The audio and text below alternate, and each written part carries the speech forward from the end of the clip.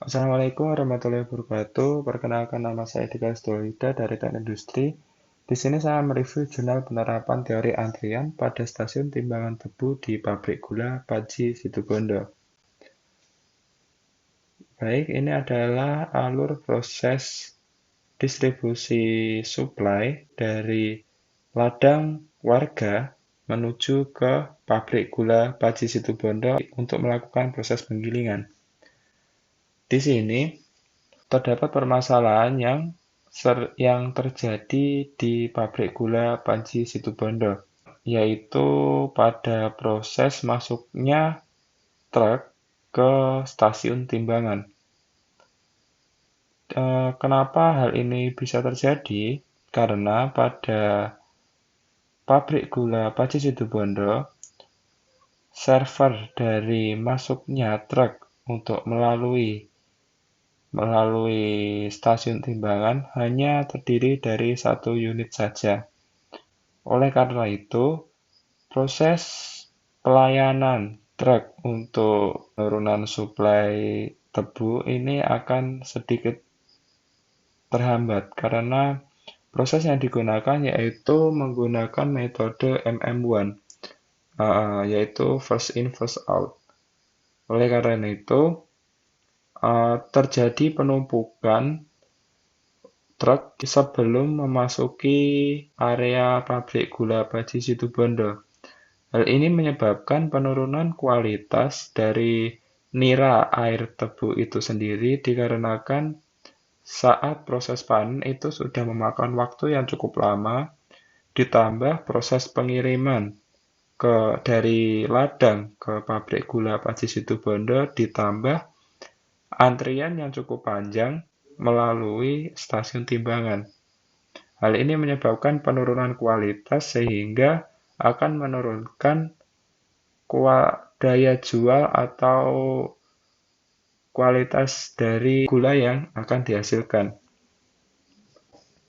Model antriannya yaitu menggunakan metode MM1 Vivo dengan disiplin antrian first come first serve. Untuk cara pengambilan data hanya berisi muatan tebu saja, yaitu truk yang membawa suplai tebu. Untuk variabel yaitu jumlah pelanggan yang dimaksud adalah truk suplai tebu serta server. Server ini yang terdiri dari tenaga kerja untuk melakukan proses penimbangan di stasiun timbangan. Untuk analisis data ada beberapa rumus seperti di gambar ini, mulai dari besarnya tingkat pelayanan rata-rata hingga lamanya waktu menunggu dalam sistem. Untuk analisis data yang telah didapatkan dari stasiun timbangan tebu pabrik gula Paji, yaitu yang pertama adalah rata-rata kedatangan truk tiap jam sebesar 84 unit. Terus rata-rata pelayanan fasilitas tiap jam yaitu 39 unit. Rata-rata truk yang terdapat di dalam sistem yaitu sebesar 562. Ini sudah termasuk dengan pelayanan yang terdapat di stasiun timbangan. Untuk rata-rata truk yang terjadi antrian atau yang masih mengantri di belakang, yaitu sebesar 561 truk. Rata-rata waktu yang dibutuhkan truk di dalam sistem sebesar 7 jam 3 menit. Sedangkan rata-rata waktu yang dibutuhkan truk apabila terjadi antrian sebesar 7 jam 2 menit. Dan kemungkinan fasilitas pelayanan dalam keadaan idle atau menganggur sebesar 0,03 dan kemungkinan fasilitas dalam keadaan sibuk sebesar 99,97%. Jika dilihat, fasilitas ini di stasiun timbangan sangat sibuk sekali. Hal ini dikarenakan banyaknya rata-rata kedatangan truk yang tidak dibarengi dengan banyaknya rata-rata pelayanan fasilitas tiap jam. Hal ini jadi kalau dilihat dari data ini, kedatangan truk itu selalu bertambah, sedangkan pelayanan fasilitas itu hanya tidak mencukupi atau kurang kurang begitu efektif jika tetap seperti ini.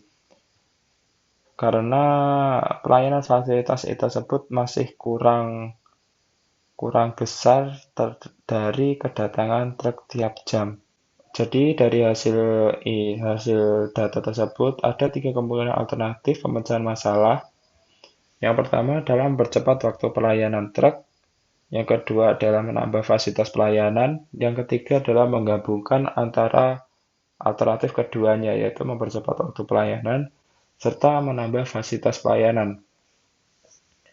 Setelah didapatkan data atau diasumsikan datanya, maka ini adalah data dari perbandingan model antrian sebelum dan sesudah perbaikan. Jika dilihat rata-rata jumlah truk dalam sistem atau termasuk antrian, termasuk antrian, terdapat 560 yang sebelumnya itu 562. Jika mempercepat waktu pelayanan yaitu menurun dari 562 menjadi 461. Sedangkan untuk penambahan fasilitas pelayanan dari 562 menjadi 67 truk. Dan yang ketiga itu mempercepat dan menambah fasilitas atau yang kedua-duanya sebesar 15 truk. Jika dilihat rata-rata jumlah truk dalam sistem pada perbaikan ketiga yaitu mempercepat dan menambah fasilitas terjadi penurunan yang sangat signifikan, yaitu waktu antrian yang menurun drastis lebih dari 90%. Untuk yang kedua yaitu rata-rata jumlah truk dari 561 untuk pada percepatan waktu pelayanan sebesar 460 dan penambahan fasilitas sebesar 65 truk, sedangkan untuk proses kedua-duanya yaitu 13 truk. Untuk waktu rata-rata bisa dilihat di gambar ini. Yang kita coba analisis adalah probabilitas menunggu dalam antrian. Ya, ini pada model antrian yang ketiga dengan menambah fasilitas serta mempercepat terjadi penurunan tingkat kesibukan yaitu sebesar 9,86%. Ini cukup besar sekali. Jadi dengan data ini jika ditambah fasilitas pelayanan itu maka para pekerja akan memiliki sedikit waktu luang untuk beristirahat tanpa harus sedikit beristirahat daripada harus bekerja terus-menerus tanpa non-stop. Untuk hasilnya, ini adalah contoh penjelasan lengkapnya yaitu alternatif pertama, tingkat pelayanan staf meningkat dari 45 truk per jam. Jumlah rata-rata individu juga meningkat 461 truk dan waktu tunggu rata-rata turun menjadi 5 jam 45 menit. Untuk alternatif kedua, dari model antrian MM1 menjadi MM2 dengan penambahan dua server untuk mempercepat proses pelayanan. Yang ketiga adalah campuran dari alternatif pertama dan alternatif kedua didapatkan waktu yang cukup besar yaitu sebesar pelayanan staf sebesar 45 truk per jam dan jumlah rata-rata individu yang masuk menjadi 15 truk dengan waktu tunggu sekitar 11 menit. Berdasarkan kinerja, antrian diperoleh alternatif ketiga adalah alternatif yang terbaik. Alternatif ketiga memiliki faktor utilitas yang mendekati 1, yaitu 0,933 dan persentase terjadinya antrian terkecil, yaitu 90,11.